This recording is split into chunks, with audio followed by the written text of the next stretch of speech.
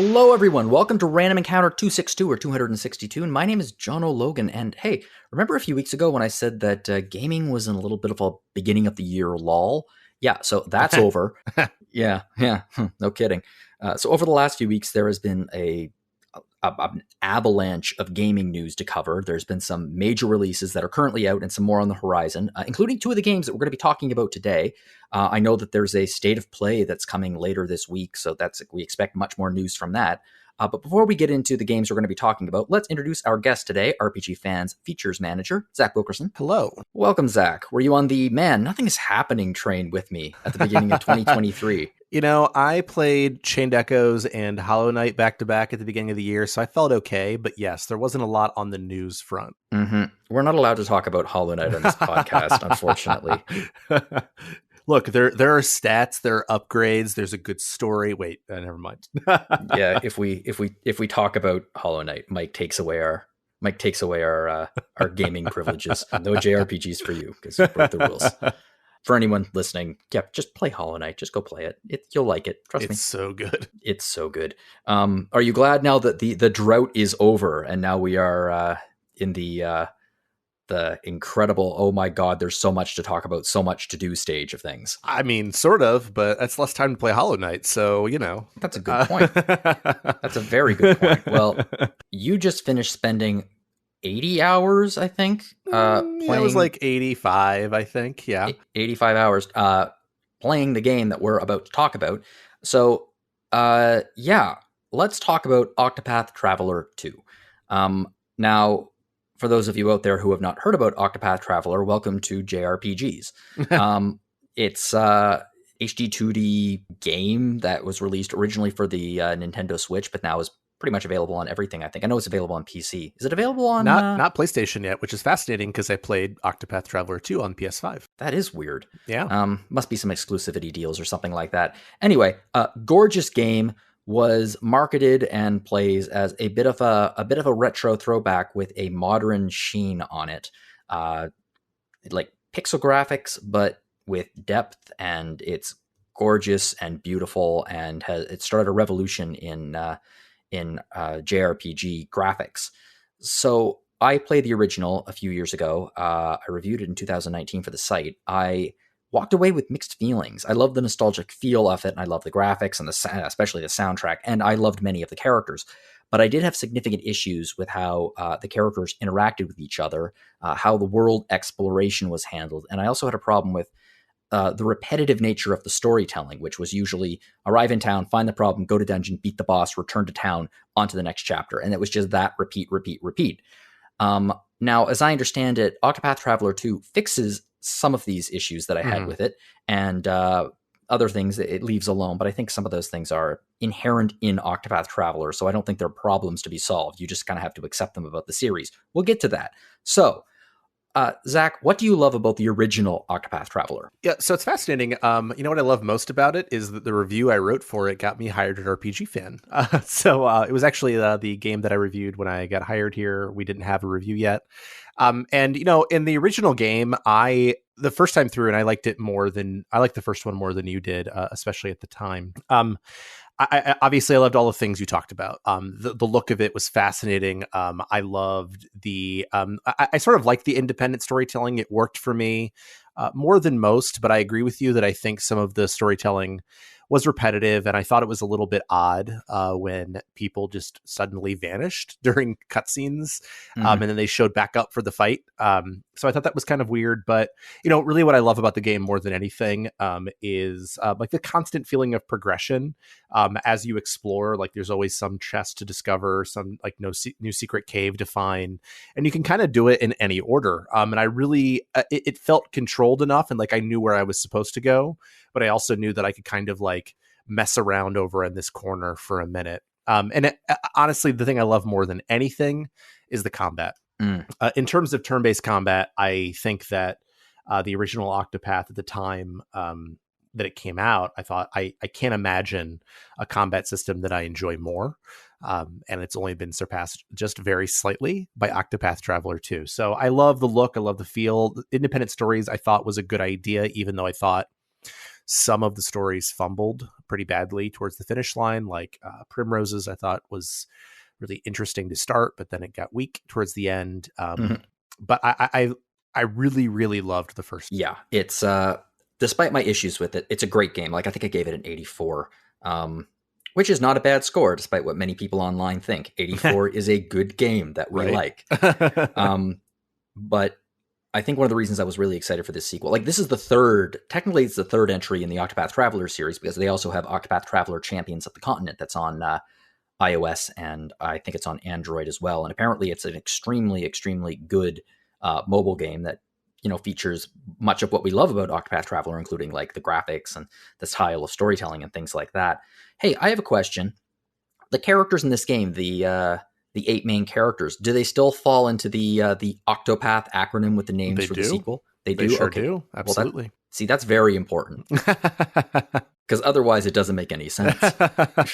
Well, let's talk about the new cast then. So why don't you tell me a little bit about them? So, similar to the first game, you are still following 8 characters, and maybe, and we'll get into this, like all 8 of them have the same jobs, like base jobs as the original game, but all of their stories are really different. So like, you remember Primrose back in Octopath 1, she was like on a, you know, quest for revenge. This time, Agnia, the dancer, literally just wants to become a star and put a smile on people's faces, which feels a little bit more like, I don't know, like Tressa's or Alphen's from the first game. Whereas the revenge story this time is the scholar, Oswald. And so you get some of the same tropes within each of the different characters' stories. But I think that even from the beginning, to some degree, each of the characters has a lot more distinction in terms of the kind of personalities that they have. And that personality is not given by the most broken, ridiculous, early modern English I've ever heard out of Honnett. I was about to ask that. Yeah, we have a little bit of that. Like there's Particio, and he like is, you know, basically like a merchant in a Western town, but he still feels like a whole person outside of just the accent that he has. I think that I think that the storytelling this time is a lot more varied. There's a lot bigger of a difference between who the characters are. And I think they're really well written. I think that all of them have something that really distinguishes them, as opposed to someone like Ulberich from the first one, or even Hannah, you know, who are like stories that I thought were okay, but I didn't think that they as individuals really stuck out. I thought some of them did. Like I thought Tressa was a great individual, right? But Tressa's a great character. Alphen is a great character. But a lot of them tend to be fairly, you know, cardboard. I agree. And I don't think that you could make that accusation of any of the 8 characters this time. Sure, they lean into tropes.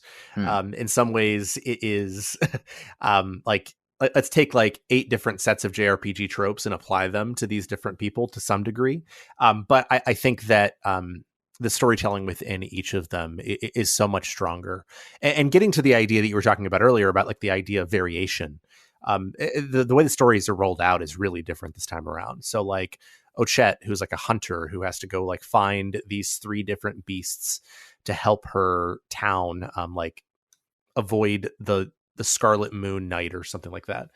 You know, which, you know, again, it sounds JRPG, right? But she has sound like a JRPG, right? She has 3 different chapter 2s, and she then only has 1 chapter 3. And you know, she's just going to find these 3 different beasts. Whereas like Throne is like chasing 2 different people. She's the thief, and she's chasing 2 different people. So she has 2 chapter 2s and 2 chapter 3s, and they're both about those different people. But in one of her chapters, she literally just does like this weird version of like, I don't know, I think Russian roulette is maybe the wrong application of like a drink with somebody. There's no combat.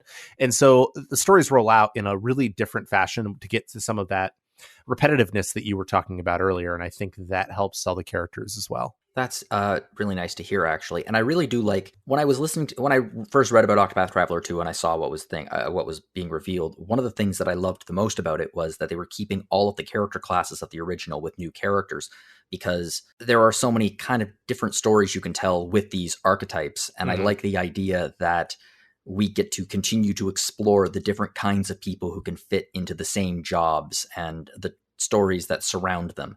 I like that idea a lot. So I'm really, really excited to, like, this is a game that is very high on my to play list.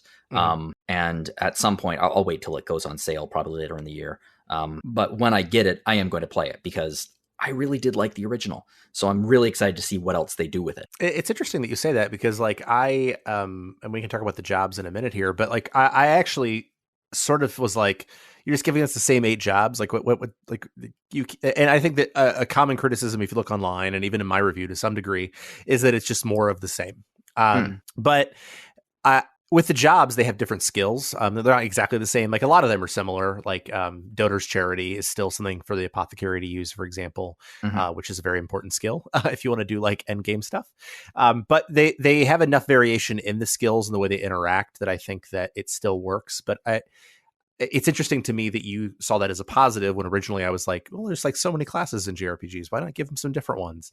So yeah, that's interesting. I don't mind the idea of different classes being in RPGs, but the variety of like cleric, scholar, warrior, thief, like a lot of these are classic JRPG classes, tropes that, and certainly that have followed Right. Square Enix the entire existence of both SquareSoft and Enix, and I just like that they are doing different things within that playground with these characters. However, let's jump ahead to the job system then, because this game, like the previous one, does have a bit of a job system, but it's a little bit different because it doesn't change their core job. It doesn't change their identity, so to speak. It's more like almost like secondary jobs, right? Yes. I think it's actually exactly what they're called. Yeah, so it doesn't change the character's set story classes. It just augments them. They actually function remarkably similarly to the first one. The only real difference, the only really 2 differences in the way the jobs work, outside of the 4 secret jobs, which I won't describe, but they are different this time, although they have some similarities to the first game's 4 like sort of super boss or super jobs. But so with the job system in this game, you can go and get what's called a guild emblem. So you have to go find the guilds out in the world, which is a little different from the first one because you would find a shrine in the first game that was sort of hidden somewhere on the map. But this time you have to find a guild. Yeah, exactly. And you have to find a guild, and they will give you 1 of 3 emblems, and you can actually get up to 3. And how you earn those emblems changes. So, like the first one, you get just by like showing up and talking to them. But with some of them, you have to get you have basically max that job out with the job points to get the next one, and then you have to max another person out to get the next one. Or with the thief, you have to go steal like specific items. Oh, I like that a lot. In order to get the second or the third job emblem. So you can have 3 characters with the same job, which was actually useful for me because until I got to the post game and there was someone else I knew who was playing this game under embargo and I'd beaten the game, I could not find the hunter's emblem if my life depended on it. I beat the super boss at the end of the game and I had never found the hunter emblem. But, I was able to put another secondary job on someone else. So that was fine. There are still hidden shrines around the world, though, to get EX skills, which are like skills that are specific to that person who has that base job. So, for example, Ikari, who plays Warrior, which was the protagonist that I used, you can get 2 EX skills from him. And one of them is hidden in a shrine throughout the world. And that kind of gives a little bit of distinction to that person and their base job, and it makes them more useful in their base job than, let's say, like someone else would be using that even as a secondary job. And so I think that's kind of a cool thing to kind of get away from the Final Fantasy VI sameness of how you sort of build people. So it functions very similarly. You're still using passive skills from different jobs and sort of building them together and trying to figure out like, this job uses these weapons and I want this job to be able to use these weapons together. So you're really thinking about it in almost the same way, even if the skills are slightly different. So if you've played the first one, you will feel very comfortable and cozy with the second one's job system. That's good. A good sequel should build upon in a lot of ways. So, I think that it sounds very cozy. It sounds like something that I can just step right into and I know how it works with a few tweaks that I'll discover along the way. For sure. Yeah. I want to ask you about the world in this game. You say in your review that it is considerably more interconnected and more fleshed out than the original game. So this is an entirely new world, right? Yes. So, gosh, and I can't remember the name. I know the name of the world in the first one is Ostera, and this is Solista, I think. Mm-hmm. You can correct me if I'm wrong on that, but yeah. So it takes place. So you don't have Ostera to... and Solista both sound like prescription drugs. No kidding, that right? help you lose weight. Ask if Solera is right for you. So you definitely don't need to have played Octopath 1 to play Octopath 2. Perfect. So it's a Final Fantasy style sequel. Yeah. Well, almost. I think that there is going to be some connection because like the religions in the two worlds are very similar. Like the gods are very similar. So it's clear that there's some inspiration sort of coming from both. And it would not surprise me at all if they revealed some sort of like a multiverse thing eventually. Okay. I have to admit, I like the idea, though, that religion is the Sid of this game. It is. Religion is the Sid and the jobs. But, you know, the thing that I think, because as I think I said in my review, I booted up Octopath 1 and I looked at the map and I was like, man, this map is so much smaller.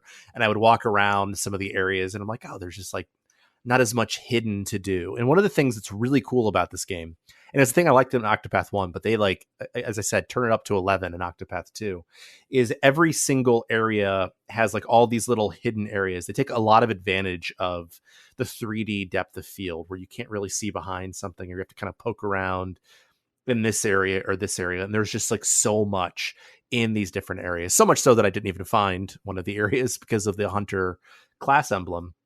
But there are two different continents and they're connected by water, of course. And eventually you'll get a ship that you can buy and you can sort of sail around the world, maybe even a little bit earlier than you should be able to. You might get smacked down like I did. And even beyond that, the side quests feel a lot more connected to the main narrative. A lot of times the side quests will be connected to some of the things that you're actually doing in any given town in a chapter. And That's really nice to hear. Yeah. And they'll kind of enhance what you know about it. And you'll know more about like this one character because of this other side quest that you're doing over here. When you investigate different people and you get like these little paragraphs about them, they'll oftentimes tell you that they're from this other town and they're related to this other event that you heard about in this other place. And so there's just this really amazing sense of world building that everything feels really interconnected.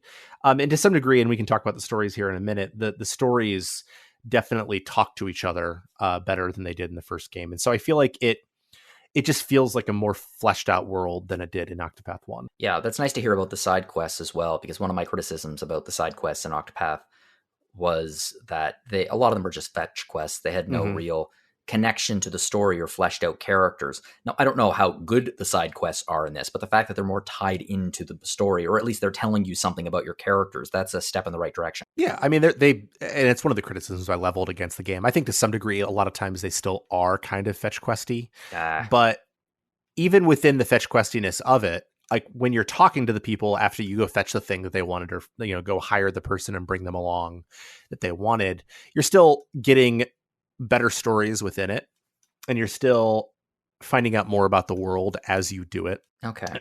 And so it didn't bother me so much, but I played this game before there were any guides out there, right? So like I didn't have anybody telling me that I had to literally go to the other side of the world to go find this other thing, which is something I would look up in real life because I don't have patience for that. Yeah, that's something I think that a lot of people who read the reviews, one of the frustrating things about being a reviewer and getting an advanced copy, you're like, yeah, this is amazing, but it's just you. There's you can't talk to anyone else about it because you're under embargo. You can't ask the internet, where do you think this thing will be? So a lot of times you just will miss content that is sometimes literally right in front of your nose. Yeah. And it turns out that Hunter's Guild emblem was right in front of my nose. Yeah. I in a game that I'm going to be talking about in a few minutes, I completely missed the battle arena. I walked by it repeatedly. I just didn't know where it was, and I just walked by it repeatedly. And eventually I was like, oh yeah, this is a remake of an old game. What am I doing? And then I checked, where is this thing? And I was like standing in front of it. Dumb. Anyway. It was better in this game than it was in like something like, I don't know, Robotics Notes, which is a VN that has all these really obscure event triggers that like I had to go through. I played that game for 75 hours when it should have taken me 30 probably. But I was like, I will finish this game. So it wasn't as bad here. Even the and I will just spoil it, the souped up final boss. If you've beaten the one in the first game, you understand the same strategies you need for the second game. So there wasn't anything that prevented me from progressing, but there were definitely times when I was like, there's content I want to access and I don't know how to do it because I don't have a guide. Honestly, you saying that there's a super boss at the end of this game it's the first thing you've said thus far that made me go, maybe I don't want to play this. Oh, you can do it. You can do it. I can help you. I have a build all laid out. I beat all of Octopath Traveler except for that last boss. And the reason why I could not beat that last boss is apparently something that's also quote unquote wrong with this game, which is I had underleveled characters. So like half of my party was fantastic. Half of my party could have handled them, but the other half of my party just got decimated. And I would have had to have spent hours and hours and hours grinding to level them up to even remotely where they were. So that last boss was it was out of my reach. Not to spoil anything, and I think this goes up on the 24th, so I should be okay. No, we're good. Not to spoil anything, but that is fixed slightly in the final boss here. Okay, that's exciting. You still use two parties, but you don't necessarily have to use one party for longer than a couple of turns. So, and that's kind of what I did. I had like a main party and I had a secondary party, and I flipped things back and forth constantly because you're right. You don't gain job points or experience for characters who are not in your party. No shared experience pool. Yeah. Which is definitely frustrating, but like I guess from playing the first game, I knew that already. So I was flipping people in and out constantly, which is annoying in its own way because I always want the best gear on each given party and there's no way to save builds. Mm-hmm. So you're constantly having to flip inventory in and out, which is pretty annoying. So inventory management's also a problem. It is as much of a nightmare as it was in the first game. Yes. That's frustrating. Yeah. Because my experience with it was I entered I'll keep it vague just in case anyone hasn't played the first game, but like I went through the big door and then there were some bosses on pedestals and I just I beat all of them and there were some challenging fights there, but like nothing out of my range, but like I handled them. So I fully expected to be able to beat the last boss and then couldn't. And I found that to be really frustrating at the time. I think it's definitely a little more doable this time because of the way they do it. But it's still just as challenging. They just give you a little more flexibility in how you approach it. Let's put it that way. Okay.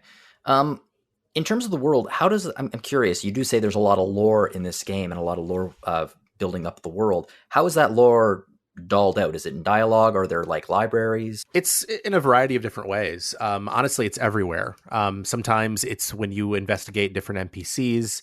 A lot of times it's baked into the individual stories because I will say, not to get too deep into the weeds, but the different individual stories, it is much more clear that the individual stories are all related to a specific and individual problem. And a specific and individual thing than it was in the first game. That turned out to be true in the first game if you did the semi-optional final stuff that you're talking about. But here you can see little bits and seeds of it kind of throughout the game. And so they do a better job of sort of showing you the connection between things. But in terms of the lore of the world and just how like this person's relationship on this one continent is over here, it just happens from talking to people. And if you want to clear side quests without a guide, you pretty much need to talk to everybody and steal from everybody and investigate every single person at every single time of day and night. So I ended up really talking to a lot of those people. Okay, so how do the chapters work in this game? Same as the original, I would imagine. So you pick your main protagonist off the top, you play through their chapter, and then you're stuck with them until their until their story is complete. That's still true, which is unfortunate. As much as I love Hikari, he was leveled about 15 levels above everybody else by the time I got to the final chapter. But yes, otherwise it's basically the same. There will be a marker on the map that'll tell you the recommended level and also the chapter you're in for that person. But again, it kind of is doled out a little bit differently this time because some characters have a chapter 5, whereas some characters only have a chapter 3. And so like the pacing of the storytelling kind of adjusts and changes between them. And so I think that it works better because of that. But essentially you always have these markers on the map that will tell you where to go, what you need to do in order to advance any individual story. They don't really mark anything else on the map, but they do mark that. So, okay. And then in the final chapter of the game, things come together a little bit more. They do. The final chapter is honestly a delight. I won't say really anything about the story outside of the fact that literally the very first scene in the final chapter is all 8 of your characters hanging around a campfire and them Oh, that's talking. nice. And it's actually like the key art. You basically get a shot of that, right? That Mm. you've seen all over. And so, and you get to see like how these characters interact and how what their interplay is like. And you're like, oh my gosh, I would have loved to have seen more of this, because it's so fantastic. Like they have these 8 great characters. Let them talk to each other.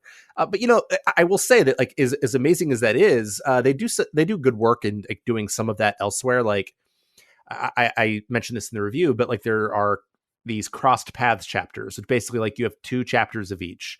And I actually can't remember. I know Temenos and Thrones is together. And so after you clear both of their chapter 1s, I believe, you'll get a crossed path thing that will open up. And then after you clear both of their stories, like all of that, then you'll get like their final crossed paths, Mm. which turn out to also be involved in the building of the lore of the world. But you also get to, watch like this, thief Throne, whose life has been absolute garbage, interact with this like doubtful priest. And so like the cross paths sections are really good because of that. But man, it's that final chapter where you get to see them all talk and all be in the same cutscenes together. It's thrilling almost. Like in some ways, I feel like them holding it away from us makes that more thrilling, which is kind of cool. But Mm-hmm. it just, I think the game would be stronger if there was just a little bit more interaction. Yeah, I imagine, like I said, that's one of the things that drove me crazy about the first game. The classic, there's your other party members vanish unless you're in a fight, Mm-hmm. which it seems like it's a problem here too, except for cross chapters like those. Or I would imagine there are also some similar character party moments where you can press a button and they interact with Yeah. each other. Yeah, if you press start, they'll have interactions, and you have a lot more of those, and they actually talk about the events that are happening right in front of them a Okay. lot more than they did in the first game. But it's still like when you're having interactions with like, I don't know, like let's say like the boss, they will still act like it's just you standing there. You'll still act like it's just you standing there. So it's weird. I think that's just one of the things that it was a criticism of the first game. It's clearly in this one too. If there's an Octopath Traveler 3, they may evolve it again, but I would have an odd feeling that it will be a feature of that too. It's a non-linear game. Right. And in order to do those kind of character interactions, at least not without having to write literally hundreds of thousands of permutations, character interactions are going to be limited. That's just the nature of the beast. Yeah, and I think that it works okay because I guess I have less of a problem with it because it makes the stories, even like if you sort of take your logic and throw it in the garbage, it makes the stories a lot more personal. Like I feel like if it's just like a party of people and they're all like, you have like 7 different people shouting at the boss along with you, it feels less personal. And so I always feel like one of the things that Octopath 1 did pretty well, and I think this game does very well, is that it makes these stories feel like they are like your individual problem. But again, it also kind of is at cross purposes with the fact that you're traveling with 7 other people. But I do think that it allows the stories to feel more distinct than they would in an average JRPG. Mm. And so I think that is an advantage to some degree, but I feel like there is still, I don't know what the answer is, because technically you could solo this game, right? Like you just do one person's chapters and go all the way through the game, and you don't ever have to talk to anybody else. And that's the reason why that exists to some degree. So I don't know what the answer is. Maybe make you do everyone's chapter 1s or something. I don't know. But yeah, it doesn't bother me really, but I understand that it's frustrating for some people. Well, another thing, I guess, that differentiates the various characters from each other are their path actions, which are returning from the previous game. Each character has a unique ability. Like they could get someone to join them in their fight, or they can steal from them or from someone, or they can sell something to them, or they can buy something from them. And path actions are here too, but there's a different twist on it because there's also a day and night cycle, and Right. it affects more than just the game's aesthetics, where there's a day and a night. It also impacts their character actions. So how exactly does that work in the game? So it's really cool. So I think I mentioned this in the review, but like it's surprisingly impactful to be able to see like the different things in the day and the night, and just like how different they look and how cool it is to be running around like in a field with like a little lantern and how beautiful it looks. But outside of that, you're right. So you have different path actions for the day and for the night. So for example, Throne the thief, during the day, she can still steal from people, and the percentage is based on, whatever your level is and how likely you are to actually commit the steal effectively. But at night, she can ambush people, which basically just means that, like, if you're at a high enough level, you can just like knock someone out. And they still have people standing in front of doors constantly in this game. So if you know, don't feel like getting in a duel with Hikari, which you can do during the day, you can just go up to them at night and ambush them with Throne A, and they're just knocked out, and it's over. So and also like the NPCs that appear in towns or even like out in the field sometimes will change from day to night. So you really like every time I got to a town, this is part of the reason this game takes me so long to play. Every time I got to a town, I would basically put my like day party together where, like, you know, I could have Oswald in there who can scrutinize it during the day, and Throne A who can steal during the day, and Hikari who can duel during the day. And I would just go talk to every single available NPC. And then I would do the exact same I would change it to night. And it's really easy to change from day to night. It's just like the click of a button. I would click the button, and then I would change my party out and go do the exact same thing again. Octopath After Dark. Yeah, it's pretty time consuming, which, you know, when I was trying to play it quickly was, you know, maybe not my favorite thing, but like it you don't have to do that. Like, it was just a thing that I chose to do. But yeah, it just gives a little bit more variety again in the way that the game plays and the way that you experience the world. And you get different music for the day and the night, which, as a Xenoblade fan, I am a sucker for day and night themes. And so that was lovely. They're always just like kind of slowed down a little bit now, you know, more minor key. And so but more than anything, honestly, like just the way the game looks at night, fantastic. I have an odd feeling that some of those songs are probably going to appear on Rhythm Encounter in the future. I mean, I might bring some on myself. The boss theme, whew, yeah, you linked to a copy in the review, and it's just holy crap! It is a banger. It's a banger. Well, the day and night, obviously different graphics for both, and I imagine that towns and areas are beautiful in different ways depending on what the time of day. I would argue that for Octopath Traveler, the thing that catches most people's attention right off the bat is the graphics. This is the 5th official HD 2D game, I think. So there's Octopath, there is Triangle Strategy, there is Octopath Champions of the Continent, there's Live Alive, and now there's this. How have the game's graphics evolved since the first game back in 2018, where we never saw anything like that? It was like a 16-bit game come to life. It's unbelievably better. Because I didn't play Live Alive, but my fiance did.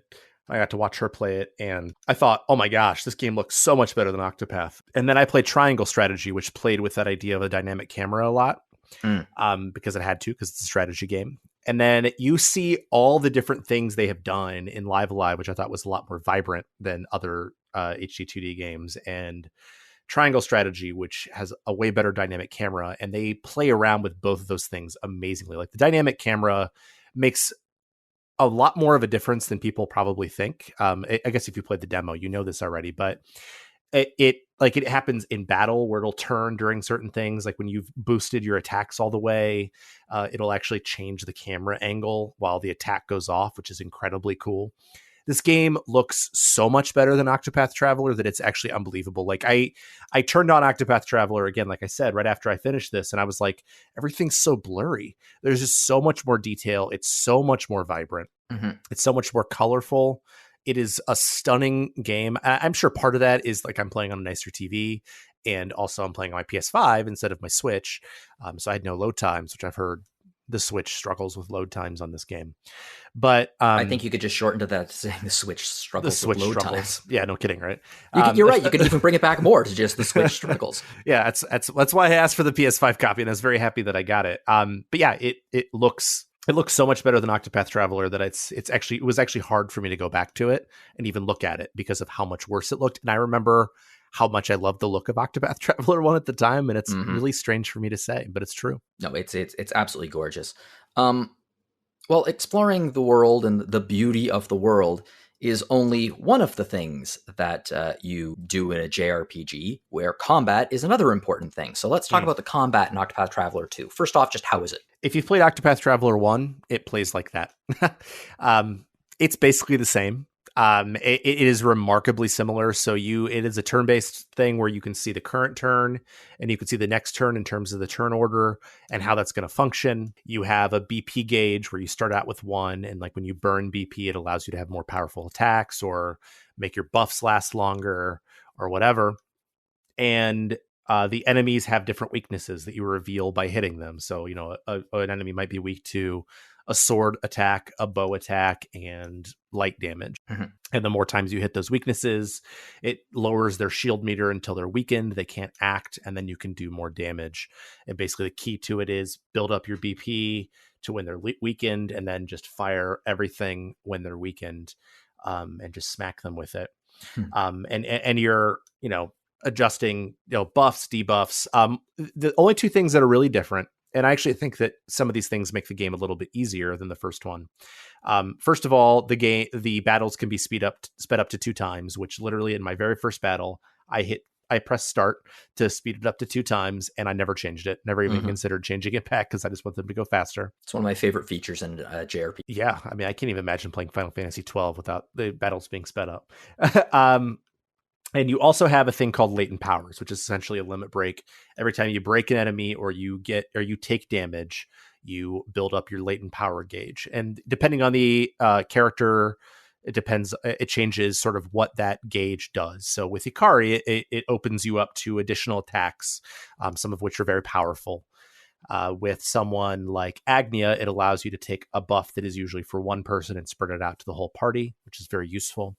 And Particio, when you get his built up, you can fill up your BP gauge immediately, which when you get to some end game stuff and you're worried about spreading out buffs and everything working correctly, Particio is key, the same way Tressa was in the first game. That's all I'll say about the secret. So it gives a little bit of variety, but it also gives you more options in combat, right? Like you have more things you can do. The EX skills are a nice little bonus too. But honestly, like despite like the minor adjustments, if you've played Octopath 1, you've played Octopath 2 in terms of combat. It functions almost exactly the same, which for me, A+. I didn't want them to change it because it was already amazing. I have to admit that one of the things, I mean, we were talking, I guess this combines the graphics and the combat. One of the things I adored about the first game was just the incredibly, incredibly beautiful pixel art for the enemy sprites, especially. Yeah. How's the pixel art in this for them? It's still phenomenal. Still phenomenal. Yeah, I mean, like those giant boss sprites. I mean, like it's like I feel like I'm playing Lufia 2 all over again. I if you know me, I love Lufia 2, and the boss music is almost as good too. Yeah, every boss fight feels so epic because of it, and because of the puzzly nature of every fight, and just kind of figuring out the weaknesses and figuring out sort of what order to do things in and how to set things up correctly. And like the fact that you can be under leveled, but if you have the right build and the right equipment and you approach it the right way, you can do it. And a little bit of luck. Chef's kiss. Yeah, and that's true too. Final boss, I had the exact same build the last 3 times, and I was just like, I just need the turn order to come out differently this next time, and I'll be fine. And I did. The music in this game, from what I've heard, is as good as the original, and the original had some insanely good music. One of my favorite gaming albums of all time is Octopath Traveler Break Boost and Beyond. Break Boost is incredible. Yeah, it's so amazing.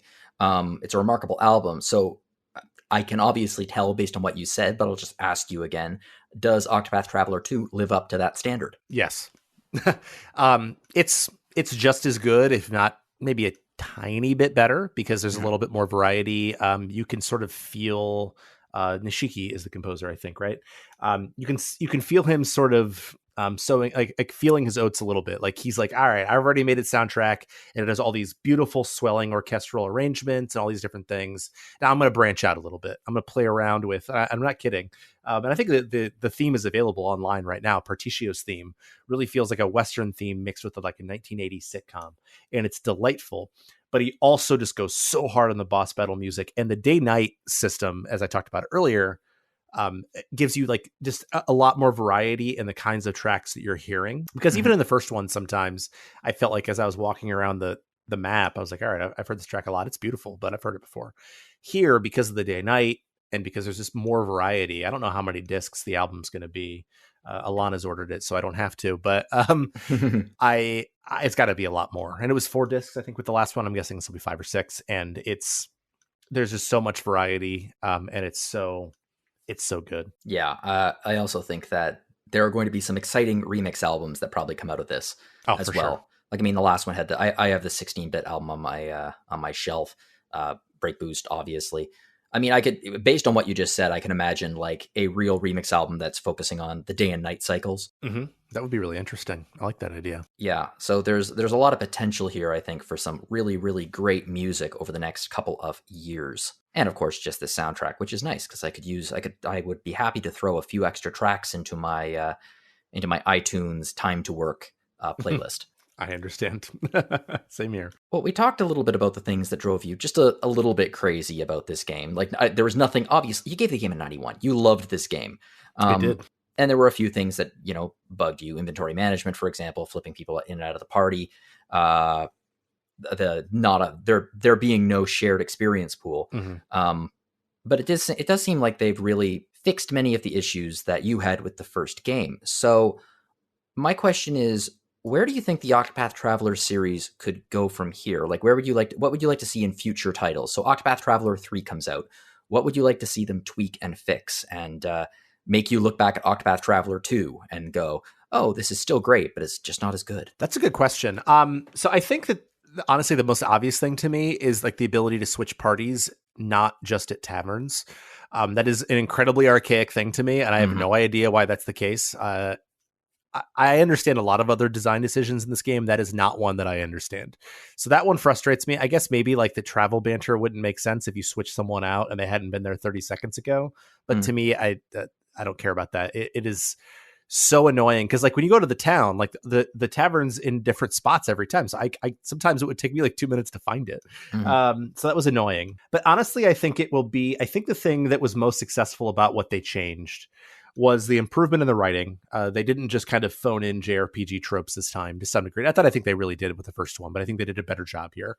And I also think that they will make the stories more interconnected. I don't think we are ever going to lose the individuals experiencing individual stories. And I think that's a good thing. It's very Live Alive. Like watching someone play Live Alive, like, oh my gosh, like Live Alive was clearly the main inspiration for Octopath Traveler. I don't think they're ever going to change that, but I do think that maybe having more crossed paths type of thing, maybe more just like crossed paths scenes within stuff, where people just like happen to be talking through it, is going to work better, and making the connection more obvious. And maybe even like between chapters, just having like, honestly, if they just added a campfire scene, like maybe 6 or 7 times throughout the game, I think that would help enormously to make you feel connected to these characters and feel these characters' connections. But I think that one of the things that I learned about this game, and when I wrote the preview and early on, it was sort of something that I was frustrated about, but I don't think that anymore, is that they're not going to change much. Octopath Traveler is what Octopath Traveler is. And I think that they're going to kind of just iterate slightly, and I'm okay with that. And I think that even just changing some of those small things, like allowing you to change your party at will, which for the record, you can do in the final chapter, they just let you do it, would help a lot in making some of the interpersonal relationships between the characters a lot more obvious. I think are the two big things, because it was so, like, when they do it in this game, it's so successful. And I think that every review you read says the exact same thing. So I think that that's something that they'll probably lean into a little bit more. Maybe in the next game, they might, just from what you've told me and the strengths of this game, I agree with you 100%. I don't think they should eliminate the individual stories. I think that's one of the strengths of the series. Maybe they could, I don't know, shorten each one by a chapter, and maybe instead of there being a final chapter, being 4 or 5 final chapters. Which, that would make it more Dragon Quest IV for sure. Yeah, a little bit more Dragon Quest IV. So like you get to know these characters by themselves, and then you get to see how these characters interact over time. And I could see that, because they're really, even within the final chapter, there isn't, outside of like those campfire scenes, it's not like even during the cutscenes, people are really talking a lot. They're all just like saying things to the boss. And they're not really talking to each other. And I agree with you. I think that would help, even just extending it out a little bit more and maybe shortening them to 3 or 4 chapters instead of 4 or 5, like they did in this game for the most part. I had to work hard to get away from my expectations of Octopath Traveler when I first played it, because I think, like most people back in 2018, when I saw this, my first thought was Final Fantasy VI. Like I looked at it and said, this looks amazing. It looks like Final Fantasy VI looked when I was a kid, or I thought it looked Right. when I was a kid. So Yeah. I think a lot of our expectations were about that. And then we played it, and then it was like, oh, this is more Saga inspired. I'm not using that as a derogatory term, but it was a lot more Saga inspired than Final Fantasy inspired, especially in terms of the storytelling and the separation and the world exploration and that kind of thing. And at this point, I think we've moved past that. I don't think we're expecting Final Fantasy VI anymore. I think that when we sit down to play an Octopath Traveler game, we're expecting to sit down and play an Octopath Traveler game. So it has created its own thing at this point. That's true. It has. So when Octopath Traveler 3, when Octopath Traveler 3 comes out in, I don't know, when is this? 2026? Yeah, which doesn't even sound like a real year. I was going to say 2027 seems more likely to me, but yeah. They might do something else. I mean, Square Enix, they like pumping out beautiful, stunning mobile games that they put lots of money and effort into and then cancel them after a year. So it is the one of like 2 mobile games that I've been very, very, very tempted by. The other one being Nier. But I still can't pull the trigger. I hate playing games on my phone. I can't stand it. I look at my phone enough during the day. I don't need to look at it more. Oh, what you need is an iPad. That's fair. Maybe. Yeah. Wait, you have a Mac, don't you? It's true. You should be able to download iOS apps on your Mac, I think. Really? Oh. I that's think tempting. So. Maybe you shouldn't have told me that. 1 second. I might sound like a complete idiot here. Can you play iOS games on your Mac? Can you play your iOS games on your Apple Watch? No, I'm afraid not. Oh, no, never mind. You can't. Well, maybe you can. You need to be able to run, it needs to be running Apple Silicon, so M1 or M2. I have the last Intel processor, so. But then again, you can also install Windows on it, so it's a trade-off. That's true. It's a trade-off. Well, thank you very much for talking about Octopath Traveler 2, because this is a game I think that everyone has been eagerly awaiting since it was announced not that long ago. Right. And I just love when games are announced and then they come out a few months later. It's so great when you don't have to wait like 4 years for it. I mean, we're not talking about any Hollow Knight games right now. No, we're not. That's a painful topic for anyone. Well, you're a new Hollow Knight fan, I know, so right? when you're like, boy, I sure can't wait to the sequel. Us older Hollow Knight fans are like, oh, go to hell! You we were waiting for 6 years. Well, speaking of sequels and entries that we have been waiting literally decades for, Yakuza has a new game. Don't act like you have to wait a lot for a new Yakuza game, all right? No. You don't have to wait a lot for a new Yakuza game. However, you did have to wait a while for this one. So Yakuza has gathered a lot of popularity in the last few years, certainly at this podcast. But since Yakuza 0 came out, the series has steadily been gaining more and more fans and more popularity here in the West. It's always been popular in Japan. And that means that there are some titles that were released in Japan that were never released here in the West. For example, there were 2 PSP games called Black Panthers, which were Yakuza games. They were never released here. And there's an online Yakuza game, which is a card-based mechanic game. It's weird. But there were 2 full-fledged Yakuza games that were never released in the West. Ryu ga Gotoku Kazan and Ryu ga Gotoku Ishin. And both games are samurai games and very intriguing. I think anyone who saw these games and saw screenshots of them were super intrigued by them because it looked like they featured the characters that we love, like Kiryu, Majima. But what they did instead is they would take these characters and the voice actors and their general characterization, and they would cast them in historical roles, historical analogs in these periods. So Kazan took place hundreds and hundreds of years ago. Ishin took place in the very late 19th century, just after Perry opened up Japan. So I guess that they didn't think that we wanted these games or that they wouldn't sell very well. So one came out just before Yakuza 3, and the other came out just before Yakuza 0 in 2014. So this is Ishin, came out in 2014. And for years, we only saw images of this, and there was a fan translation effort, but we never thought we would get this. And then we got it. It was announced a few months ago. If anyone recalls, I think it was the podcast that I did in my car. And I was so excited about this news where we got all of this Yakuza news, and they announced the changeover from the Yakuza branding to the Like a Dragon branding. So it was announced that we're getting Like a Dragon Ishin here in the West. and it was going to do some interesting things. It was the first Like a Dragon Yakuza game that was going to be built on Unreal and Unreal Engine instead of their proprietary Dragon Engine. And it was going to get a brand new translation. And this was not just going to be a port. It was not just going to be a remaster. It was going to be a remake, and they were going to be replacing some of the older character models of some of the older characters in the Yakuza games before Zero with newer character models from games ranging after Yakuza 0 all the way up to Like a Dragon. So this game finally came out in the West. We have been waiting for years. And the question that I think everyone's been wanting to ask is it worth it? Was it worth the wait? And I think it absolutely 100% was worth the wait. I had such a good time with this game. I was thrilled to death that I finally got to play it. And I got to play a Yakuza game. And that's always something that I celebrate.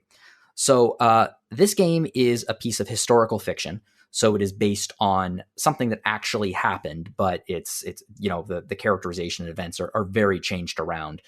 So it's the late 19th century, and Sakamoto Ryoma and his mentor, who is also his father figure, are fighting to reform Japan's rigid class system and restore the emperor to power. But Ryoma is framed for his adoptive father figure's murder, and he has to go into hiding. So he adopts the new identity of Saito Hajime to uncover the real killer, and he finds himself falling in to some political, a very deep political game that he has no interest in because he just wants to find the truth and get revenge.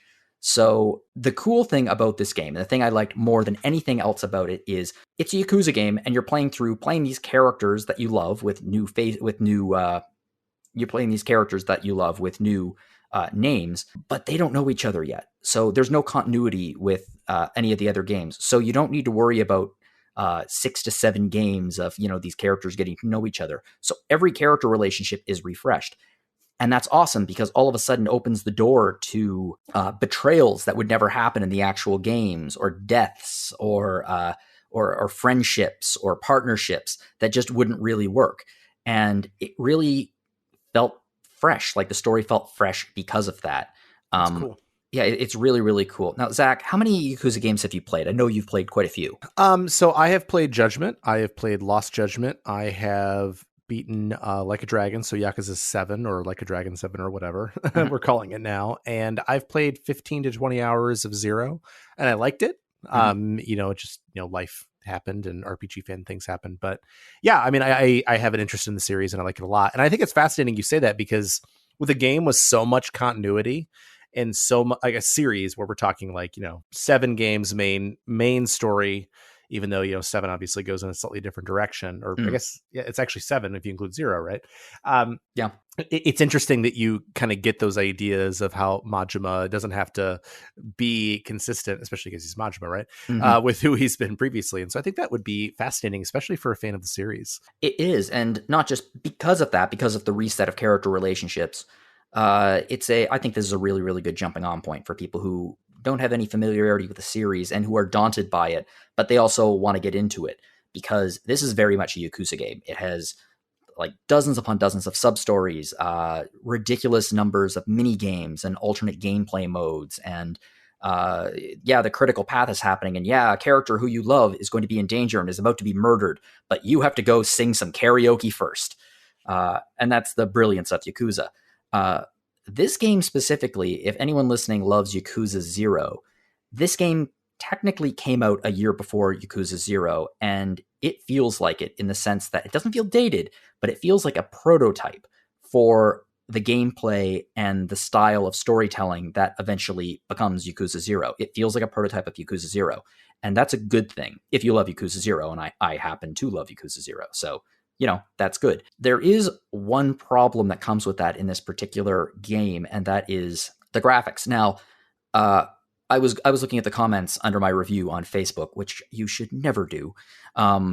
Ever. You should never do that. That is very true. Is dumb. Is dumb. What's the worst thing to do is look at comments on your fiance's work on another website, and then you almost get in fights. That's a horrible idea, Zach. Never do that. I've almost said it like 10 times. It's fine. Continue. I'm sorry. No, but someone made a good point. If they hadn't read the review, they just read the card, which was, I complain a little bit about the graphics in the review, and they say graphics shouldn't matter. If the gameplay is good, graphics don't matter. It Oh matters. my god. And I'm like, well, first off, Oh. no, it does. But second off, my criticism of the graphics is very specific. And that is, in this game, they import, I think they had to, I think they imported all of the assets from the original game into Unreal. Because it does not look, for the most part, like a modern, like a Dragon game. It does not look like Yakuza Like a Dragon or either of the Judgment games. It looks like Yakuza 0, from the textures to certainly the character models, and the face meshes of the characters are very, very static. Like the bottom half moves, but the top half barely does. So the eyes and forehead just they're kind of stuck there when it's not in a cutscene. And that's fine because, it's Yakuza, it's a little bit dated, and you don't even notice it after a while. Except to make the game more modern, to update it, they took many of the character models of some of the older characters from the older Yakuza games who people might not be familiar with, and they put in new character models from Like a Dragon and Yakuza 6 and the games from the Dragon engine. And this creates a really weird graphics juxtaposition where some characters look like they're from Yakuza 0 and some characters look like they're from Like a Dragon. And it's weird. It's really weird. I don't want to say immersion breaking is not quite the right word, but it's irritating to me that they will have a close-up on one character's face as they're talking, and you're like, oh, right, that's a character. And then they'll do a close-up on the other character's face, and clearly the texture of their skin is much rougher and much lower resolution. And you're like, that's jarring. I mean, it's the same thing same problem they have with like a lot of the Final Fantasy ports, right? The reason they're modded, and it's distracting to me. Like I've played through 7 and 9 and their ports, and like the character models, I'm like, oh, they look so sharp. I'm like, oh, these backgrounds look so blurry. So it's not, to address your Facebook commenter, it's not about like, oh, it needs to look amazing. It's like, it needs to not distract me, and it's distracting. Yeah, graphics are about, for me, I agree in theory with that gentleman that graphics shouldn't matter in the sense that if it sticks to a specific style, if a game picks a style and it holds to that style, if the design of the game really embraces it and looks like it, then yeah, like Octopath Traveler, for example. Obviously, it picked a very, very specific graphic style. It picked pixel art. It expanded it. It gave it depth, but it still looks kind of like a 16-bit game. It uses pixel art. And if someone doesn't like pixel art, they might say, oh, this looks ugly. We know better. It looks gorgeous. But it's consistent. And inconsistent graphic quality really does break immersion and breaks the feel of the game. You saw that with Final Fantasy VII Remake, where the game looked amazing, but you would see incredibly low quality textures. The door. The classic door problem. And I know the door's become a bit of a meme at this point, but it's true, where the quality of the texture made you go, wait a sec, what? And it just kind of broke you out of it a little bit. Now, mind you, this is pretty much my only real criticism about Like a Dragon Ishin. There is so much to like here. There are so many Easter eggs that old fans will catch, and they'll see, and just lines and character relationships, and you'll laugh like crazy just because a character will say something and you're like, haha, that's a reference I remember from the 4th game. That newer fans won't really get, but that's okay. The combat system in this game is super, super fun. Again, it falls back on the Yakuza 0 style, where unlike 6 and no, Judgment has multiple styles of combat. Oh, okay. In the first one, it only had 2. In the second one, it had 3. Yes. But this has 4 different styles of combat. So in this one, it has just fists, so brawler style. You have a sword, so you can fight with your sword. You have a gun, so you can shoot people. And then you have, I think it's Wind Dancer, where it's a combination sword and gun style, where you are kind of like whipping around like a windmill of death with your gun in one hand and your sword in another. And it's super fun. Sounds like the style that I would like. It's so fun to play. So yeah, and you can switch between these styles on the fly. And when you get certain upgrades, you can learn how to switch between them literally on the fly. So you can like punch a guy repeatedly in the middle of a combo and then switch over to your sword and keep the combo going with your sword, and then switch again and like turn around and then shoot them. It's great. And it's nice that different combat styles have different applications based on what's happening. So for example, if you are far away from enemies and they are running towards you, you can whip out your gun and weaken them as they get closer, because you can shoot them as they get closer. And then you can switch over to your sword to inflict some really heavy damage on them. And then if you want to, you can switch back over to your brawler style, for example, to give them a good tiger drop to finish them off when they try to hit you. So once you learn how to synergize the styles, it's super, super fun. The upgrade system is almost a combination of later Yakuza games and Yakuza 0, where it's a grid-based system on circles. So in this game, you get orbs, and you can spend the orbs to upgrade your abilities. And there are two kinds of orbs. There are style-specific orbs, and there are general experience orbs that they call training orbs. And you can spend training orbs in any of the 4 different styles. So let's say you want to learn how to extend your combo in just the in the brawler style. You can use a training orb on that, and you'll get an extra combo. And then if you get a brawler orb, you can take the brawler orb and replace the training orb, and the training orb will go back to your pile. So then you can spend that training orb again in another style. So there's a lot of customization there. And it's an experience-based system. So, the more characters that you beat up, the more experience that you get. I had a lot of fun with this combat system. I just loved it. I thought it was so much fun. I mean, I really like the combat in Judgment and Lost Judgment. I always thought that the combat in 0 was a little bit stiff, but I didn't get very far. But when you tell me there's 4 different combat styles and I get to hit things with a sword and a gun, I'm in. I'm done. Oh, yeah. And there's also the classic, the masters that you can meet throughout the town, and they will teach you new abilities, and that you can unlock those new abilities, and then you can keep upgrading your styles beyond the level cap eventually. Yeah, it's a lot of fun. I really had fun with the combat in this game. And I mean, there are so many other things that are great about it. There's the classic sub-stories where, the usual absurdity. Ryoma has something very much in common with Kiryu, which is Ryoma cannot say no to any random idiot who walks up to him on the street with a problem, which puts you into some ridiculous scenarios. And, ridiculous things like at one point you fight a bear. Why? Because there's a bear there. Right. That sounds Yakuza to me. Yep. It's a great sub-story where you walk, there's a little kid talking to his dad, and the kid says to his dad, "But I saw a bear." And the dad's like, "You're lying." And Ryoma walks up and says, "Wait a sec, you saw a bear?" And the kid's like, "Yeah." And Ryoma's like, "What does the bear look like?" And he says, "He looks like the guy standing behind you." And Ryoma turns around and there's a bear standing there, and it does the classic comedy thing where it's like close up on the bear, close up on Ryoma, close up on the bear, close up on Ryoma, close up on the bear, reaction. And it's just stupid fun. You're going to laugh a lot at this game, just like you would from any other Yakuza game. And a part of that is, of course, the acting. Unfortunately, for many, not me, because I always play these games with the original Japanese voiceovers, but for many people who prefer the English voiceovers that have appeared in the last few Yakuza and Judgment games, this is solid. It's a solid Japanese sound. It's a solid Japanese voice acting. But it's extremely, extremely well acted, and all of your favorite actors are there. In fact, you have a lot of returning actors too, who you haven't seen for many, many games now, like some characters, no spoilers, but some fan favorite characters from Yakuza 0 show up in new roles. And it's just lovely to hear them and hear their performances. The only problem with the Japanese voice acting is a problem I've had with Japanese voice acting in all of them, which is eventually my brain forgets that I can't speak Japanese. So I'll be like playing the game, and I'll be in a cutscene, and I will be watching the cutscene and enjoying it. And then I'll be like, I'm going to get some tea. And then I stand up and start walking over to get some tea. And it will take like at least 15 seconds of my brain listening to the Japanese before I'm like, I can't speak Japanese. What am I doing? That's pretty funny. Yeah. That speaks well to the game, though, that it immerses you that much. Yeah, it does.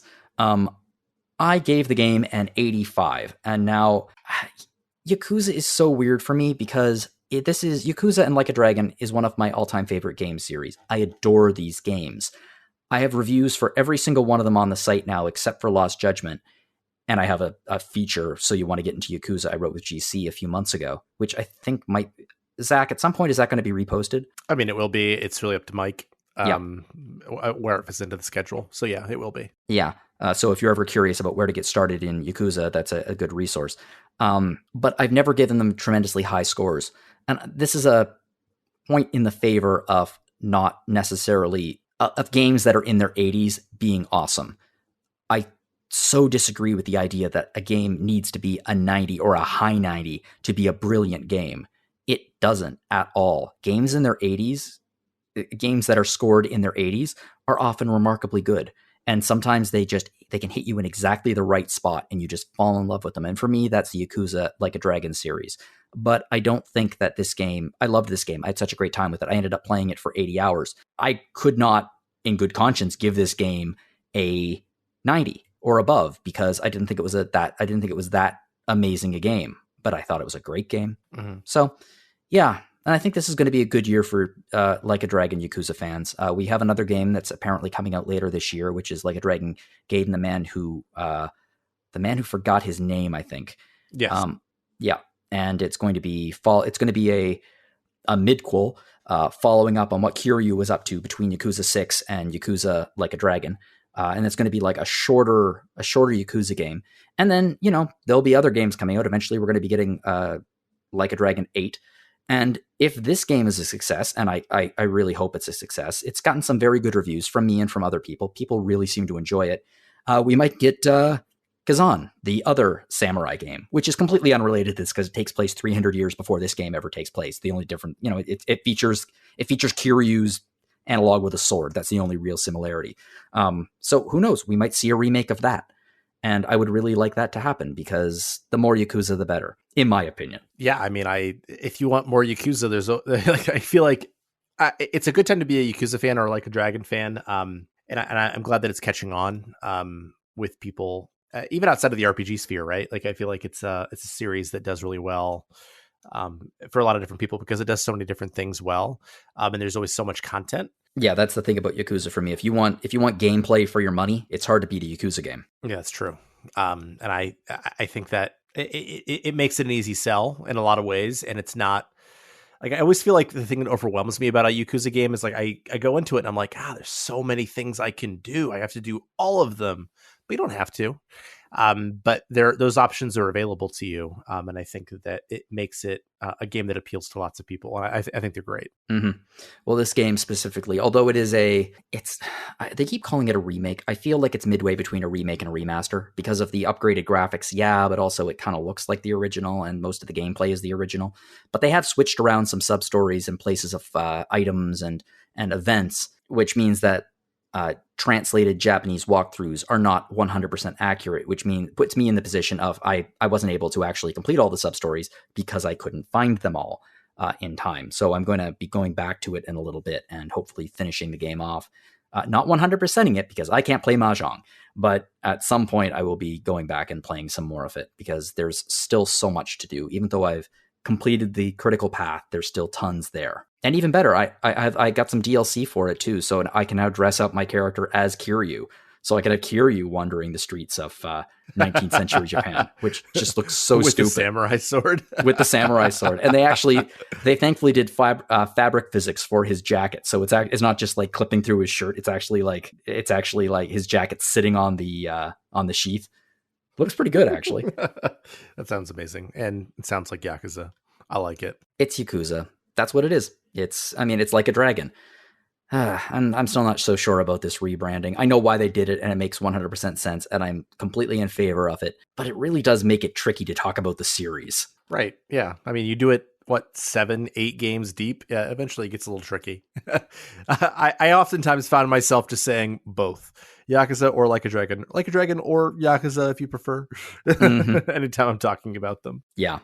Anyway, if no one's played a Yakuza game out there and they like the setting and they've always wanted to try the game, I think this is a good place to get started because there's no baggage and it's going to give you a very pure Yakuza experience, like very similar to Yakuza 0 in that way. It's kind of like the baseline of the series, and it really does show off what the series is good at and what it does. So yeah, I'm thrilled to death they finally brought this game over, and I hope they do it with some others as well. It sounds like the next Yakuza game I might play, or Like a Dragon if you prefer. Yeah. Yes.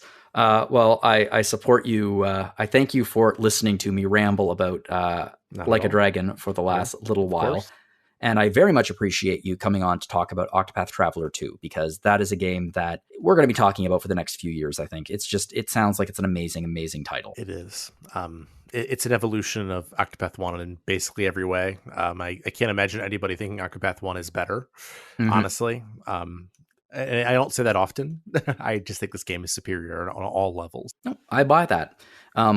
Well, if you would like to support Zach and I and everyone else here at RPG Fan in our attempt to cover games like Octopath Traveler 2 and Like a Dragon, you can probably buy some stuff from our shop. So yeah, we have a shop. It's www.rpgfan.com/shop. And there you can find all kinds of things. Apparently we've been going on like a baby onesie bonanza lately where we've been selling a lot Yeah. of these things. I've heard we've sold multiple. Yeah, so if you have a They new don't baby, sell one in my size though, so it's very disappointing. no, it's very disappointing. And this is something that we really need to bring up with Mike. Mike, we need adult onesies. The babies are getting all the onesies.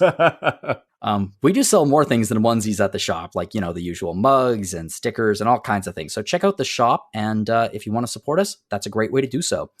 If you want to support us here at Random Encounter, my recommendation would be to go listen to some old episodes of Random.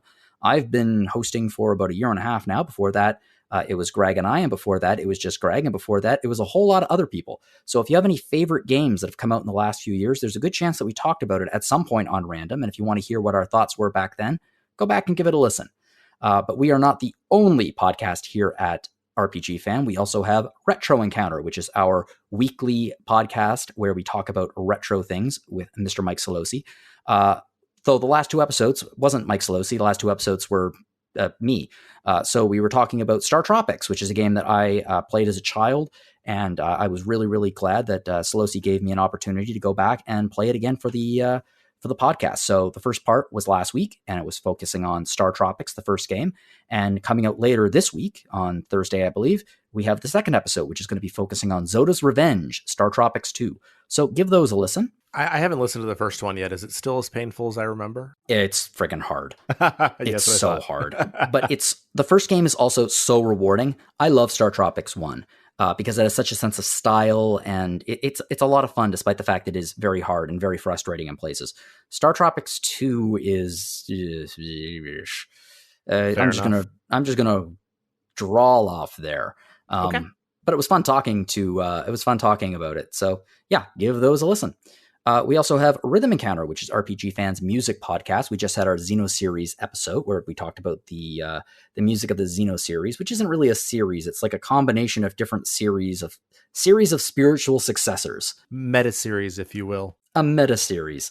Really, really cool episode. And then, hey, if you haven't had enough of listening to me ramble on about Yakuza Like a Dragon yet, you should listen to Rhythm Encounter next Monday, because we are going to be talking about the music of Yakuza and Like a Dragon.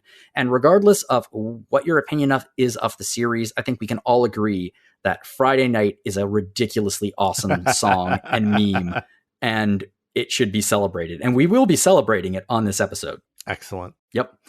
If you'd like to get in contact with us here at Random Encounter, you can fire us off a message at podcast@rpgfan.com. I would love to hear from you. If you have any ideas for future episodes or discussion questions that you want us to address, anything else you'd like to share, I just love to get that email and respond to you and maybe give you a shout out on the show. If you'd like to send me an email, you can do so at jlogan@rpgfan.com, or you can find me on Mastodon at jonologan@mastodon.social. Zach, where can we find you online? The best way is probably email, zachw@rpgfan.com. I'm also on our Discord at zachw. Awesome. If you enjoyed this podcast, please share it with your friends. You can help us get the word out there. You can rate us on iTunes or your other podcast player of choice. And you could also leave us a review. If you leave us a review, I would love to read them. Well, again, Zach, thank you so much for joining me this evening. I really appreciate it, especially because I know you're in the middle of a marking marathon right now. Indeed, I am. Teacher Yes. life. Yes. So I appreciate you taking the time out to talk about these games. Not to mention taking the time out to spend like 80 hours playing Octopath Traveler 2 before embargo. It was worth it. Yeah, it certainly sounds like it. And I wish to thank everyone out there listening. And remember, whatever you're playing, have fun.